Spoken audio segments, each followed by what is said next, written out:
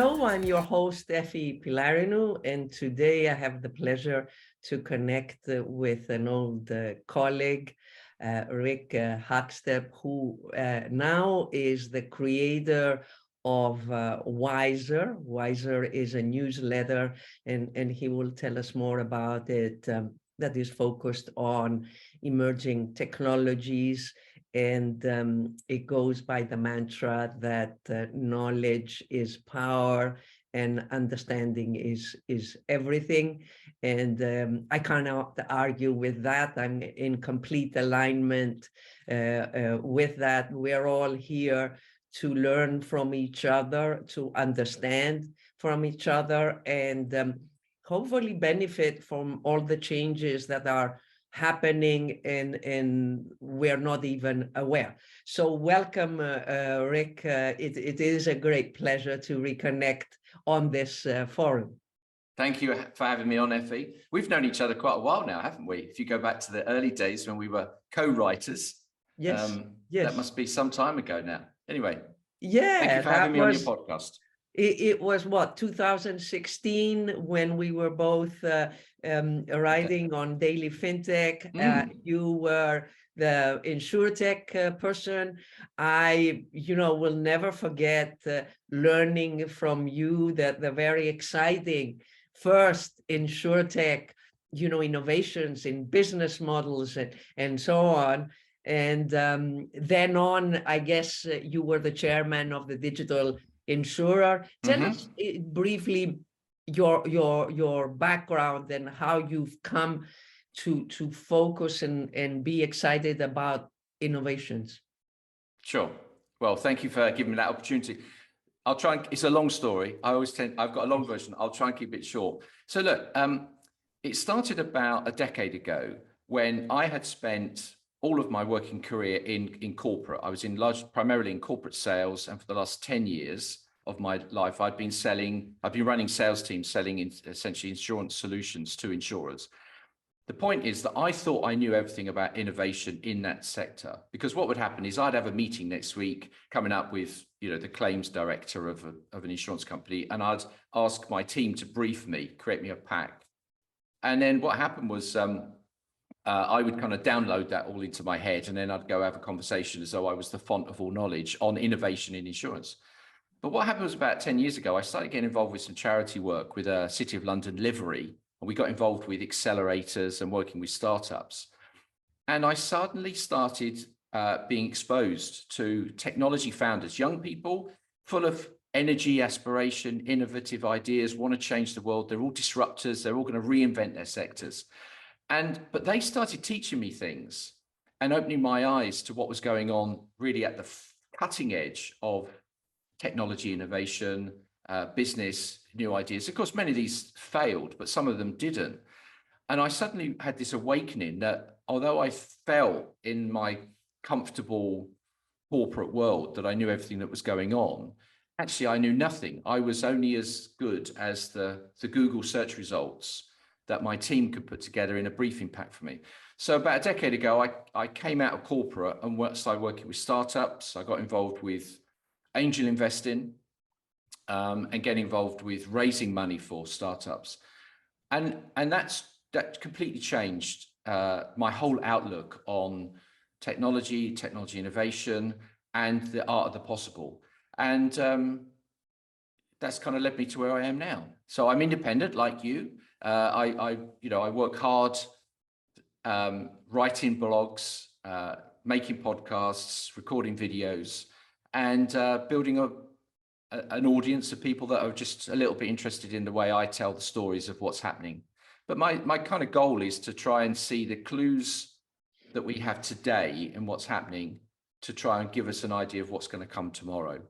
And it's fortune telling, but it's fun. So that's what I do. Great. So if that's okay with you, Rick, I'd like to start to discuss with you how you see this big trend that we see in fintech, which is around embedded finance, broadly speaking, and open finance, and how do you see this trend? What are you monitoring around this trend? Because of course, it has to do not only with finance, but with all businesses, be it online, offline. And of course, it has to do with using these technologies that enable us these new business models. Yeah, I think that, well, the area that's most of interest to me is broadly the whole cashless payments space. So as we've shifted, and particularly, you know, you and I both have a common friend, a mutual friend in Richard, who gives us insight in terms of what's happening in China with the whole kind of shift to a cashless society. And I like to kind of compare and contrast, but the area that I've probably spent most time monitoring is the buy now, pay later kind of space. You know, it's exploded since 2019, if you compare those numbers, and particularly because of the pandemic initially.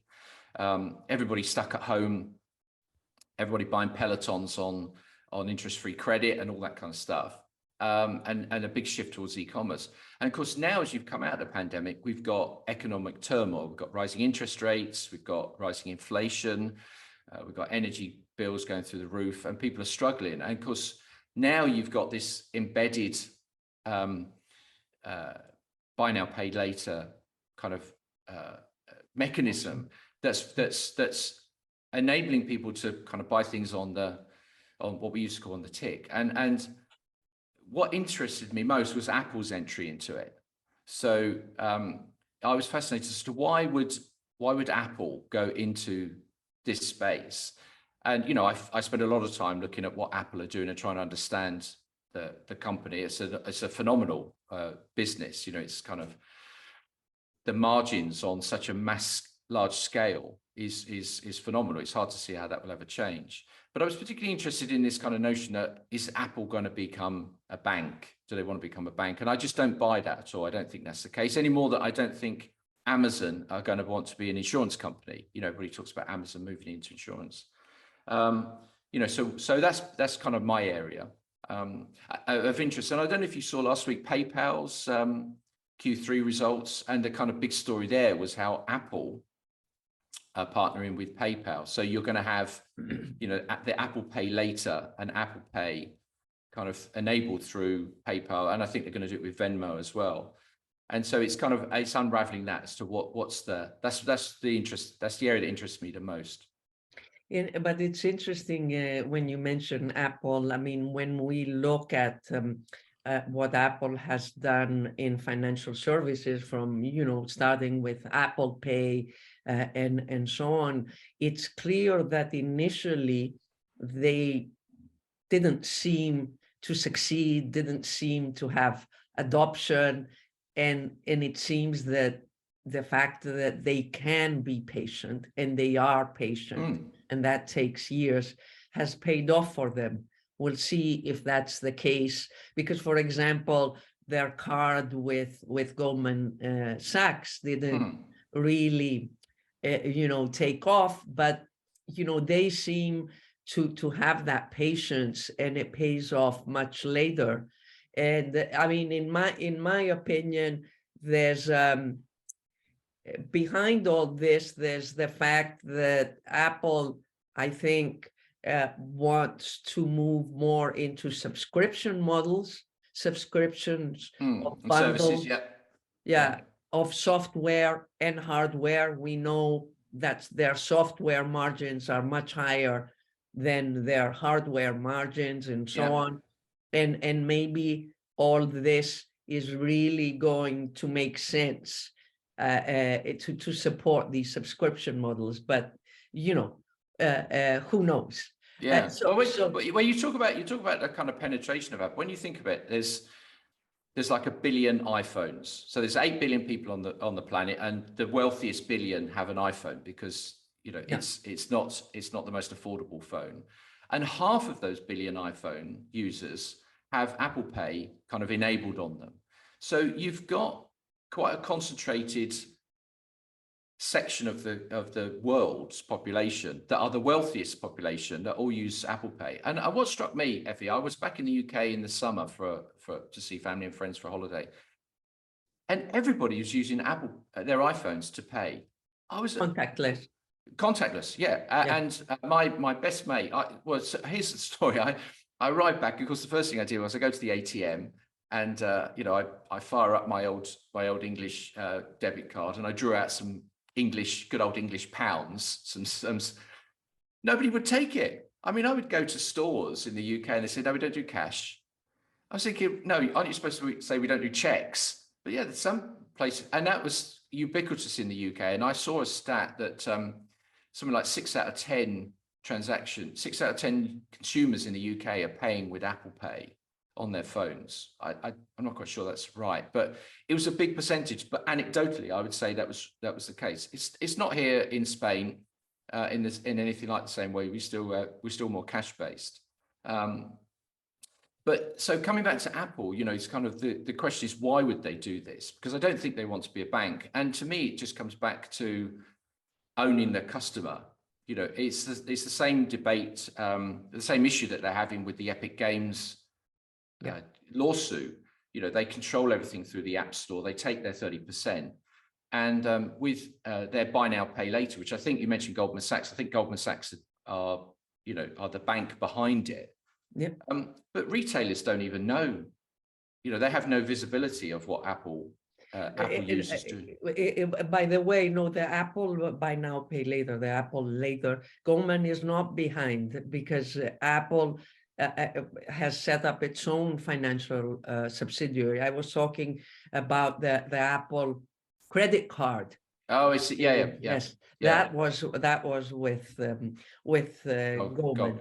Yeah. I mean, it seems to me that you because of e-commerce and because that's really consumer facing and where the customer interaction is, right? Whether it's retail, mainly retail, you are watching consumer trends, right? Or businesses that are consumer facing. What moves in emerging tech are you really monitoring that are more cutting edge? Well, in terms of finance, I can't say that I particularly am looking closely at finance. I'm more interested in what the organizations are doing, and I'm and Apple is an area an area of particular focus for me. And because the trend that you're seeing, and I think this is played out when you look at, say, the likes of TikTok banning buy now, pay later ads, is that the trend to me seems to be that there's a growing distance between the financial services product and then the psyche of the consumer. The user knowing that they've got it, that they're spending money or they're entering into some sort of financial transaction that they don't really understand. And in the old days, you had a pocket full of change and you knew when it had gone and you knew whereas now, and we saw with the big shift towards credit cards, how consumer debt rose. And I just feel that we're going one stage further now. And the notion of embedded finance just takes customers into a place when they're so disconnected from the financial product that they're using. I'll give you another anecdote. I said to a friend of mine who just come back from the UK with a brand new iPhone, £1,000, £1,200, whatever. And I said, "Oh, that's a bit pricey, isn't it, for an iPhone?" And they said, "Yeah, but we got it on credit, so it doesn't really cost anything." And it was just like their mindset was, well, it's £30 a month, and it just doesn't cost anything. They just rolled it into the whole subscription for buying the buying the mobile phone service. And so I think we're moving with embedded finance to a stage when people are so disconnected from the reality of the product they're buying, they don't really know what it is. And I think that's a danger. I think there's a problem that's going to be brewing, because people will be entering into liabilities and obligations that they don't really properly understand. So I'm, on the face of it, I'm not a great fan of embedding any financial services product. But then I generally don't trust financial services organizations. So I I'm a bit more conspiratorial. So the relationship of people with money is clearly changing because of these technologies and the culture, right? I mean, that's really what you're saying, and whether it's more supportive of financial wellness, whatever that means. It's a very broad term, and it includes, you know, how you feel in terms of uncertainty for the future, how you plan, how you manage your budgeting, your retirement, all that is changing. Rick, I know you are very sort of one of the areas that you seem to be excited, because I assume you think it is significant, is looking at consumer brands and what they're doing with their NFT strategies, their NFT moves, and also the metaverse moves. So tell us about that. Well, it came about at the start of this year. I was asked to do a piece of work to do some research on brands and NFTs. And this is not looking at the crypto apes and bored apes and CryptoPunks and pixelated cats and any of that kind of stuff. This is more use cases. And the obvious one to start with is Nike, because they bought Artifact, and you know they've been quite big in this. And I thought, oh, this will be a fairly easy piece of work. There'll be probably a dozen. I knew Adidas was doing some stuff, and I was amazed at how many brands are dipped their toes into the NFT space. And then I started looking a bit broader and looking at virtual reality and looking at blockchain and digital tokens. And so I started collecting all of this research, and I completed the piece of work I was doing, and I just carried on. And I got up to about 200 brands. And I thought, I can monetize this. I have a premium membership for my 𝐒𝐓𝐈𝐍 newsletter, and so I can provide my premium members with access to this information, because I hadn't found anything else like it. And anyway, I'm up to 250 consumer brands now. And the thing that's struck me is the diversity of the brands, because on the one hand, you think, okay, Nike, they have a young demographic, they're kind of hip and happening and cool and all the rest of it. That kind of makes a lot of sense. So really in the category of apparel, sort of fashion, trending stuff. Well, that's where I started, Efi. I thought, that's going to be the obvious thing. You're right. You're going to have a load of music I don't like and artists I don't know about and all this kind of stuff. But, when you see that Alfa Romeo are tracking the history, the ownership, the maintenance of a new car on the blockchain, or that, then Starbucks, and you'll know Starbucks when their loyalty and their payment, but, they've got one of the biggest loyalty membership schemes, and they do all their payments. It's a core part of their business model. Well, they now are using NFTs as a way to unlock membership benefits to loyalty owners. And then, you've got the likes of Accenture, who onboard new hires through the metaverse. They have a virtual reality world called the Nth Floor. And Accenture said recently at the Meta Connect conference that 150,000 new hires, part of their kind of onboarding induction process, is all through virtual reality. So I've built up, let's say it's 250 brands. I've added in some celebrities. I've got about 30 odd celebrities and locations around the world. So, countries and cities like Miami that are using NFTs to raise money locally to provide community benefits, and using these digital tokens and smart contracts as a way to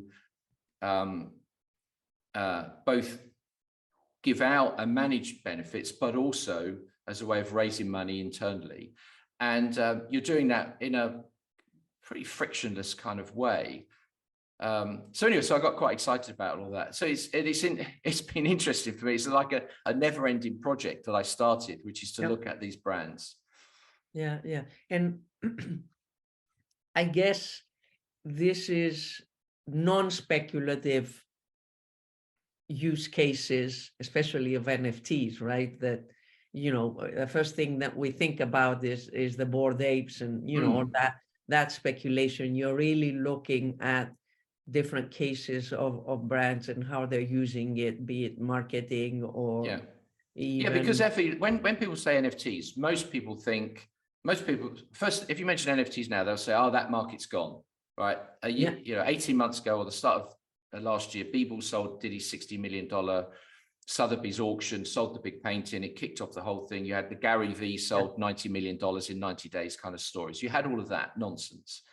But underneath that, you've got an enduring technology or a set of technologies that are actually being used for more useful. The utility of them is being tested by these consumer brands. Now, there are some, there are some examples when they're just marketing gimmicks. They're not really of any great value. I've included them in there so you see them.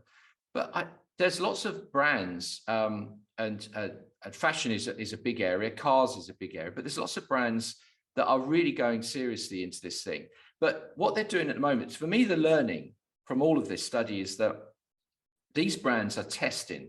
They're essentially looking at three things. They're looking at how can they build stronger loyalty amongst their existing customers? How can they enter new markets and create and find new customers like Walmart are doing, or Roblox and so on? And thirdly, are there more operationally efficient ways of running? So can they use things like blockchain, for example, and NFTs to distribute membership benefits in a way that's more effective and cheaper, better, faster, cheaper way of doing it than the traditional sort of clunky old world systems that they're used to today? And all of them are testing these things, and some are working and some are failing, and you've got some brands that have said, look, we're pulling back from this. We're not going to invest anymore. That's not a reflection on the technology. I think it's more a reflection on what they're doing internally and their own decisions they're making on R&D and where the direction they want to go.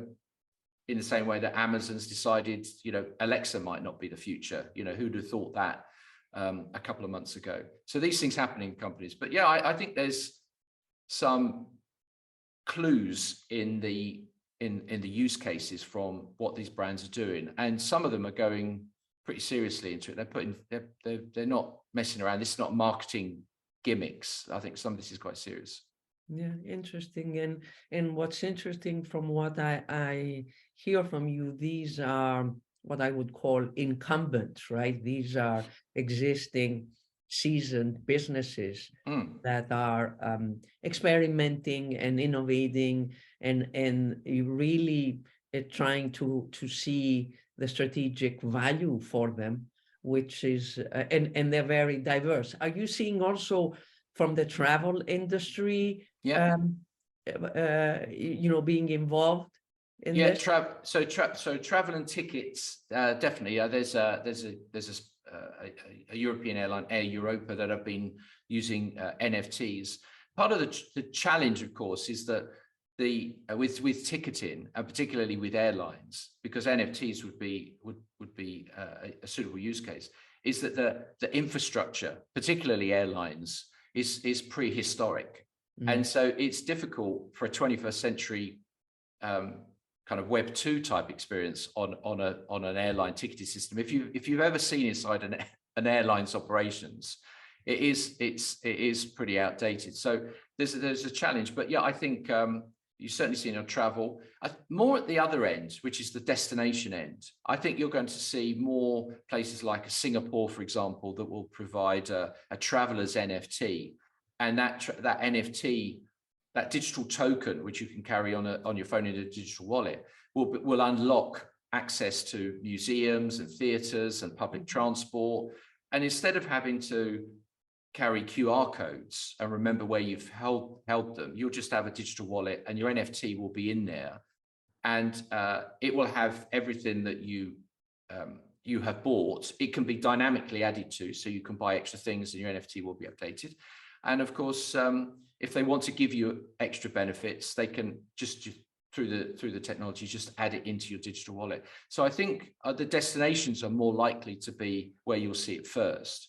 But there's another side to that, which is fascinating, which is going to be my next project, which is looking at how NFTs could be used in things like disaster areas and tying that into like insurance. So if you take where you've had a natural disaster, a hurricane or an earthquake or something, when there's a huge area of devastation, getting funds, getting urgent assistance, getting food and clothing to people is really, really difficult. right? Logistically, it's very, very difficult.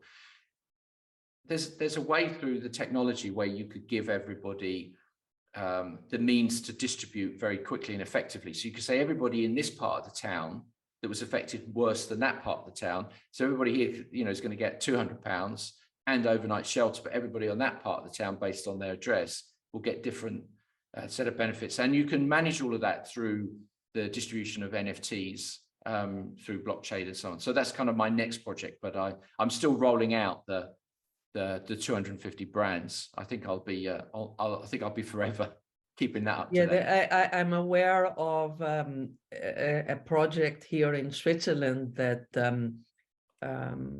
uses blockchain for disaster relief, and I'll send it to you to see how they're doing it, because I mean, I'll give you another example, Efi.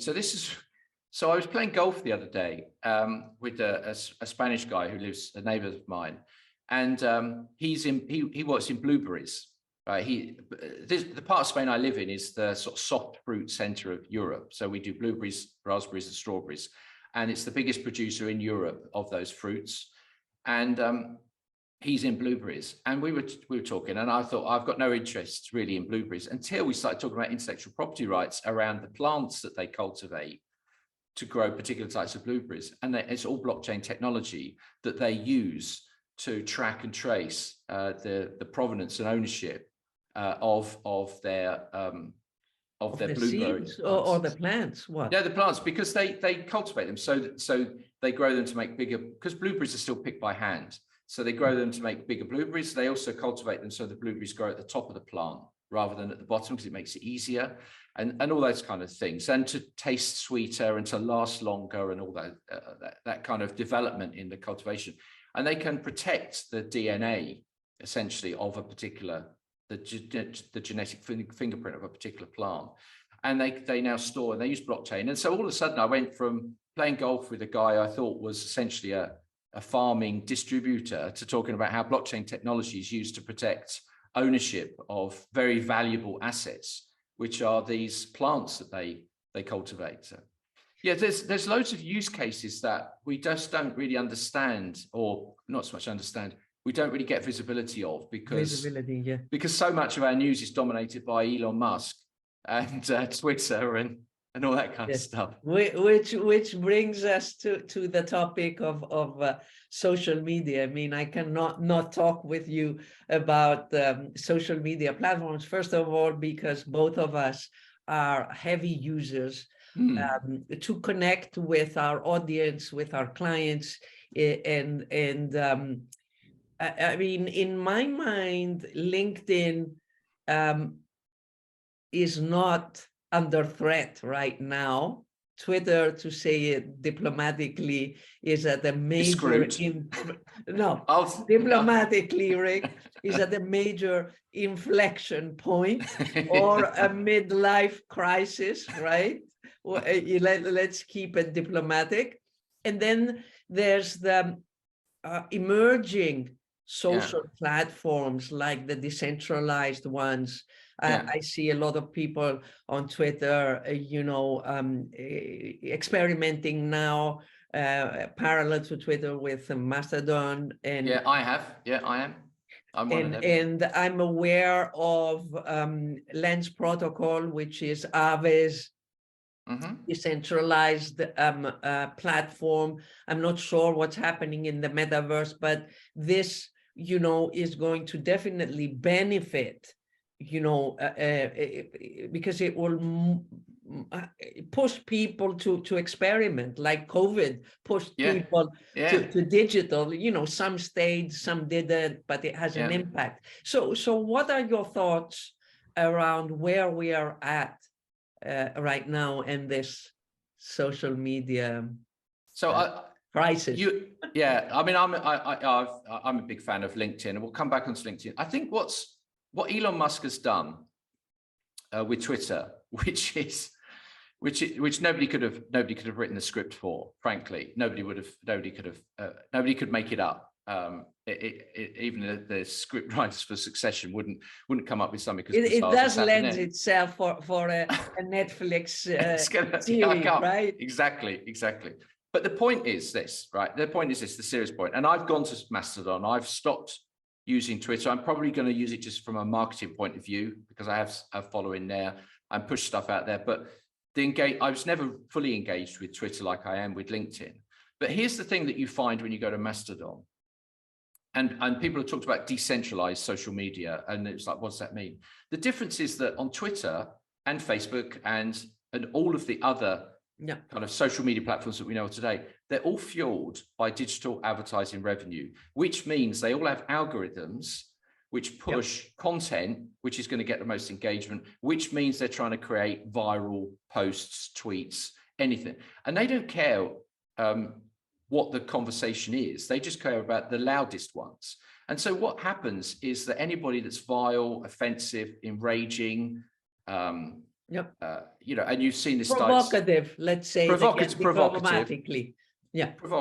they're going to get a reaction because broadly, half the people lean one way and half the people lean the other. So there's always someone, I vote Conservative, well, I vote Labour, therefore I'm going to have a row with you. It's going to happen. Whereas when you go to decentralized social media, because it's non-profit, because it's not fueled by advertising, you don't have algorithms and they're not trying to push viral tweets and posts and stuff. So the conversations are based purely on merit and they're based on chronological order. So what I see in my Mastodon feed, and I get, there's 3 feet, you basically get 3 views of what's going on in Mastodon. You just get to see in one view only the people you follow, right? And that's it. And it's chronological. So if you post something and then I post something, then I see yours first. But that's like Instagram, right? You only see who you follow. Now, yeah, having said that, though, that's not entirely, they're still pushing other stuff. Then you've got what's in the community, because with decentralized, you don't join one Twitter, you join basically a federation of thousands of servers and you just pick one.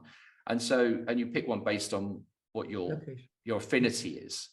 And so you just tend to see what's being discussed in your group. And then you can see what's being discussed in the wider Mastodon world that's of interest. But the groups, sorry to ask you, are the groups location-based or thematic? Can I go in there and say, I'm interested in finance? I'm interested in both. Yes to both. So here's how to look at it. So let's say you wanted to create a server, because it's open source. You could today go and say, look, I'm going to create a community for fintech enthusiasts in Switzerland. Okay.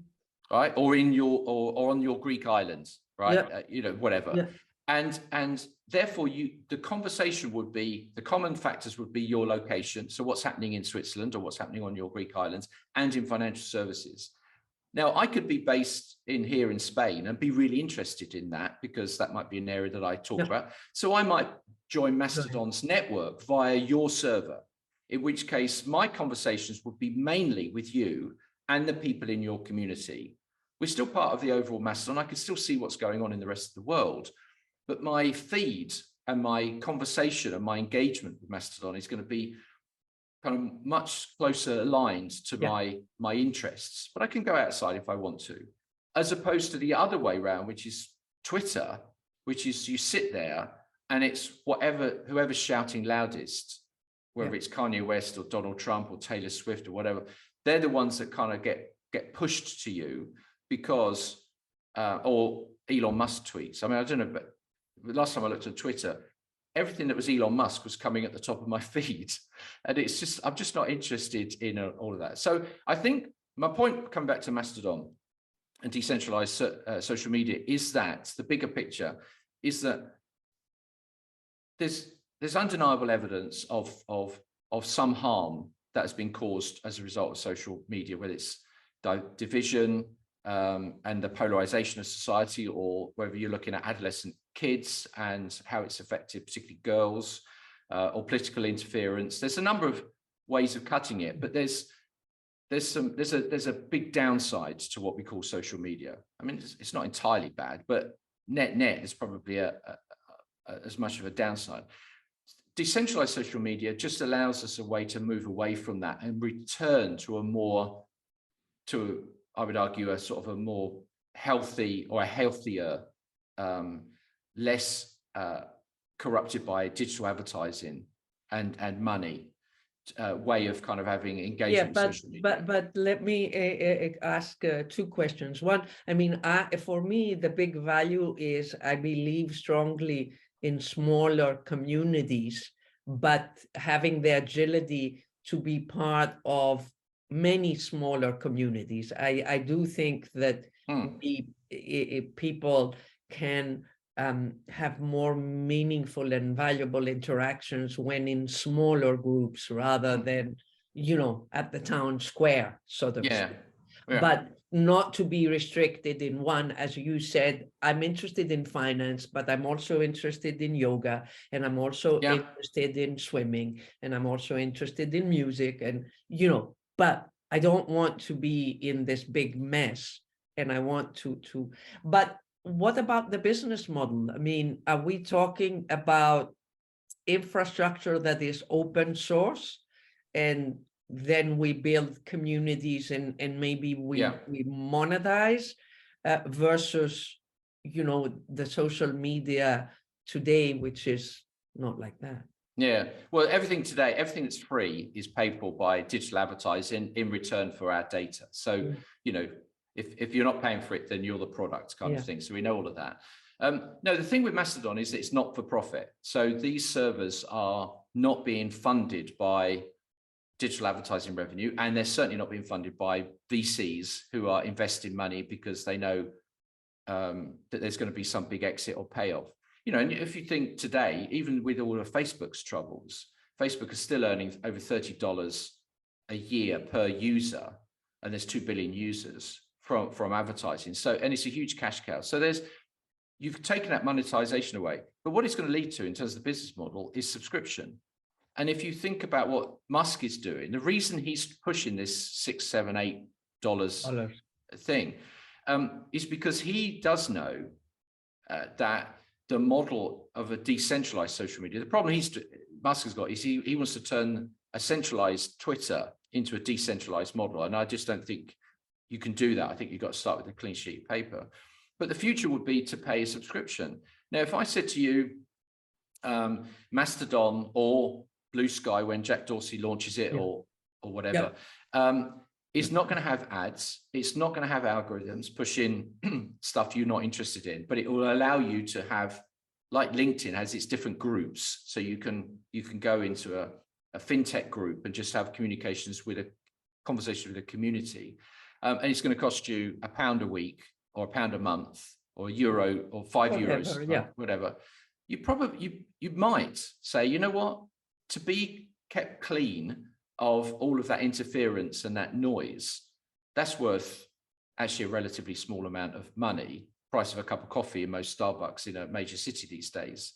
And I think that's where we're going. We're moving towards in the kind of Web3 world, where you're cutting out the big centralized bodies in the middle, your Googles, your Amazons, not so much Amazon on e-commerce, but your Facebooks and your Twitter, and you're cutting those out.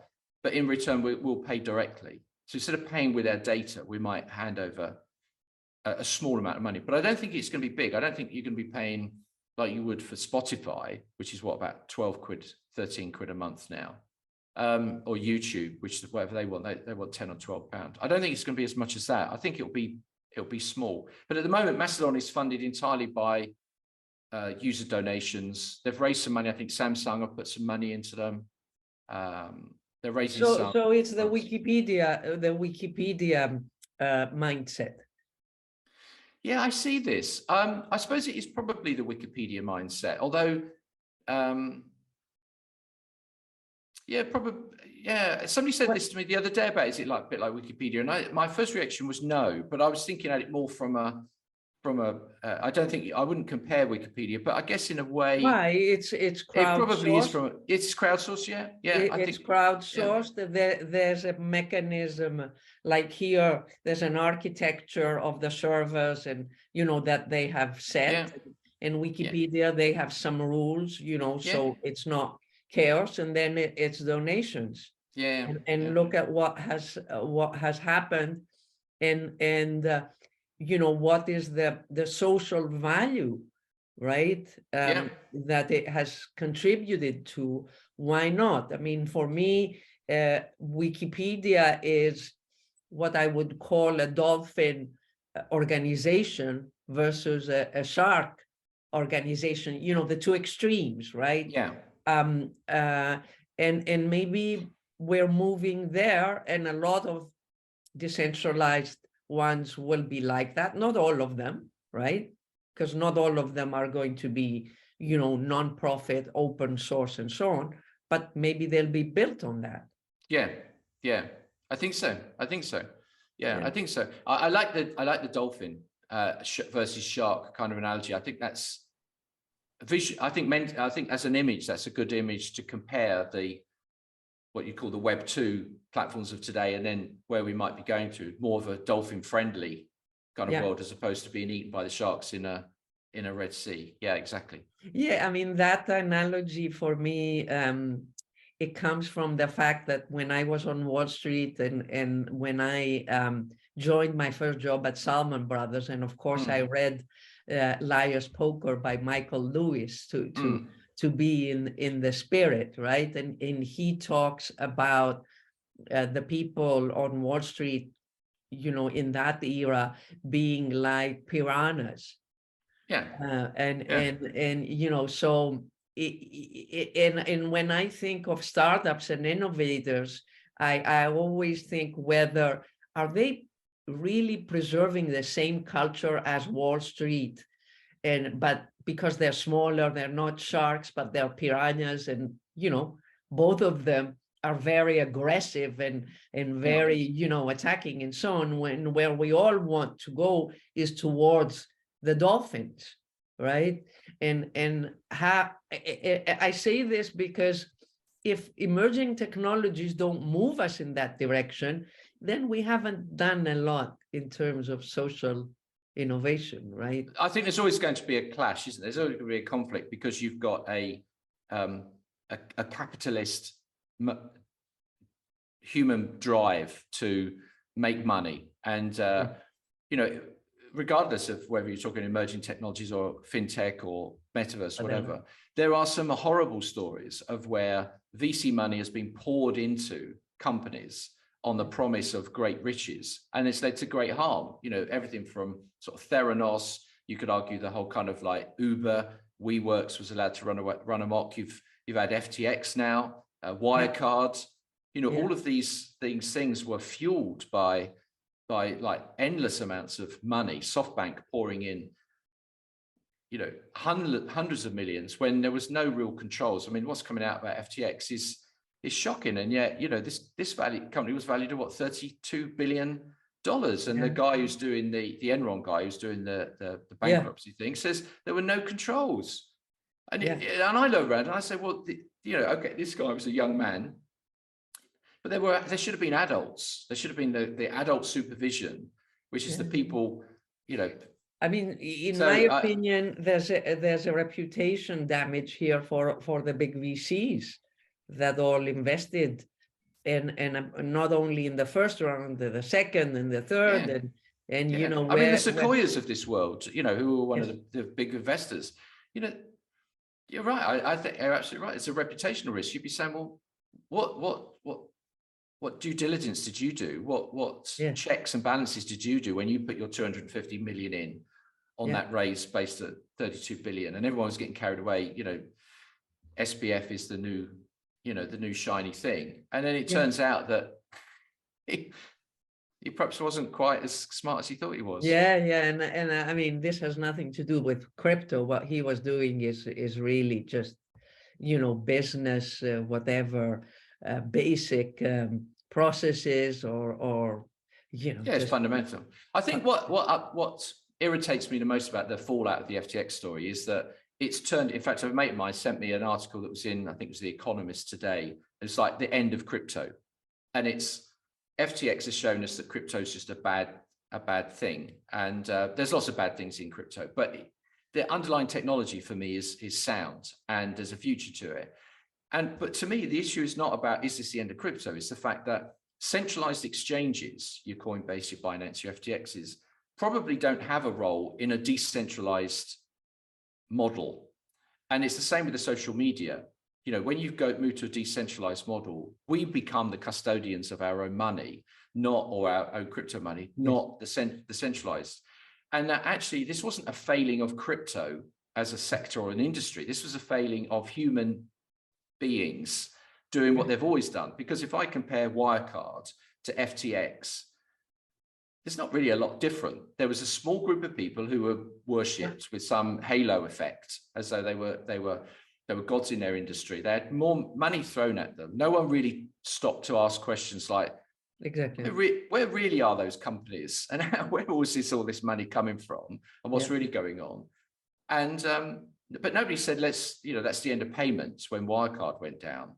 But they're saying it's the end of crypto when FTX goes down. And what surprises me, Rick, is that the headlines or the narrative is not saying, hey, this is a big win for decentralization. And it is. You're right. Because exactly. I think if I was Satoshi, whoever he is, I'd be sitting there thinking, yeah, this is exactly what you want to happen, because we've taken this nascent technology, which has promises to do all sorts of stuff, but nobody really knows what it is because he's just let it out there and see where it goes. And all of a sudden, big money has said, we'll have a bit of that. So now all of a sudden, we get a Coinbase, we get a Binance, we get and they'll take their fees off the top of it. And then what you have is an old world mentality, an old world centralized business model playing in this new world. And I think it's a good sign that it's collapsed in many ways, because the future is in a decentralized Web3 kind of perspective, all about taking out these big centralized organizations. And let's face it, they have taken, all the value has gone to them. You look at Apple. Every time an app developer puts anything on an iPhone, they have to pay 30% of every dollar they earn to Apple. Google do the same. You go to Google, they have like 95% of all the searches, so they're able to place all the adverts. So Facebook, right? Bossing the whole kind of social media space for a while. And what we've done is we've shifted towards having a small number of people, of organizations that make huge profits on the stuff that you and I create, because you and I put out stuff all the time. We don't get paid every time we create this stuff. The people benefiting are when you put this on LinkedIn or when you put this on YouTube. They're the ones that will benefit from the creativity and our investment of our time. And unless you get to be as big as Mr. Beast, but they're few and far between. So anyway, so I think it's probably a good thing for the kind of the centralized v decentralized debate. Yeah, because essentially, we are now seeing that convenience has a tough, a downside of price to pay, right? Because obviously it's much easier for us to, have our wallets on centralized exchanges, whatever is in our wallets. But now we see that there's a value in, decentralization. And more dolphins. We should more dolphins. I think, really, how on Twitter, there's these images of, the people that are crypto fans, if you want, and they put the light in thing on the eyes, and so on. Maybe we should start putting dolphins in front of our eyes. And really think that essentially, if you think, for me, the appeal of this technology is about a different way of collaborating and organizing, not enforced by law, not, creating these huge monopolies and hierarchies and so on. And unless we put our mind to make this happen, and maybe we have to create, 1,000 Wikipedia sort of organizations, and then have much smaller ones that are for profit. Why do we need big ones? Yeah, exactly. Yeah. SMEs, right? Well, when you think about, to me, I always come back to the sort of human nature and the great gift that we have as human beings, as our species, like a lot of species, but is the ability to collaborate. We're at our strongest when, as individuals, we work as a team, right? I mean, that goes kind of without saying. And I think we also have a great propensity to be kind to each other. And when we're kind to each other and we collaborate and work as teams, great things happen. Right. Any of us that have been in a work environment and we've been on these away days and we've all worked together to solve problems, and then we've all been friends with each other and we've all been kind to each other. It just feels good and great things come out of it. And I think the downside of the way a lot of social media has gone, because it's been fueled by enragement, is that we've lost the sense of collaboration. We've lost the sense of kindness. We've lost the sense of respect of different people. And of each other. And when you go into the decentralized world, and it sounds a bit idealistic and a bit, sort of tree hugging, but you do kind of get back to a stage of, I want to learn from people that have a different point of view, but I don't want them putting their finger in my, pointing at me. I'm happy to listen to somebody that has a completely different point of view to me, but in a way that's kind and respectful, because I have a different point of view to them. Because a lot of these conversations are, you need to listen to me because I'm going to tell you how it is the kind of social. And I think when you go onto Mastodon, my experience in the first couple of weeks has been, I don't agree with you, but I respect the fact that you have a different point of view. Let me tell you why it's different. And it's just a different engagement. For me also, Rick, what I'm starting to realize is that a lot of the innovation that we have seen, and again, I go back to financial services, since that's my area, is focused around customer experience, right? But when I think of that, it's very, as a customer, you're isolated. You're not in a community. And I think that is lacking, and we have to move to creating communities for people. And I take it, from simple examples like Revolut. I'm a customer of Revolut. A lot of us are, right? So it was all about, the ease of me traveling around Europe, right, with 3 currencies, the Swiss franc, the British pounds, and the euros. And it was a really easy way for me to handle that. And then it became more, I can text to my kids money, they live abroad, and so on. But there is a lack of community, so I don't engage with them unless I have a transaction. So why not create communities, small communities, not big communities, like you said, on Mastodon, people, I don't know, people that have similar patterns like me, right? Or are in the same sort of life phase and so on. I think that we need more social innovation within the business innovation, but not to monetize the social part, like with ads. It should become part of everything, because as you said, it's our nature. Well, this is probably a subject for another conversation, because I've got to go soon because I've got a Spanish lesson this morning. But Efi, you're absolutely right. It takes us into the conversation around super apps. It takes us into the conversation around where I think Jack Dorsey's going to go with Blue Sky, which is, I think he's going to make because he's also, he also runs that payments business called Block. And I think you're going to see decentralized communities. And I think it's better to call it decentralized communities rather than social media. And it's going to have access to payments. It's going to have the ability for you and I, just like, because I use Revolut as well, and it's a great way. I can flip money between currencies, real where I am, and I can send money to my kids at any time. Well, imagine if that was actually part of my WhatsApp group, because where I'm also chatting with people and we're just moving stuff around, and it was linked to some kind of e-commerce kind of platform. And once you get community and e-commerce and payments together, then you start creating a different experience. But it's not fueled, as you say, by a business model that's driven about pushing ads. It's actually about adding value and creating value in a way that just suit just works for me, which might be different to you, but we also have some common interests. So there's some overlap, but not complete. Yeah. So yeah, so I think it's to me, that's where I see the future, and it's at the early days. It's just trying to work out which way it's going to go.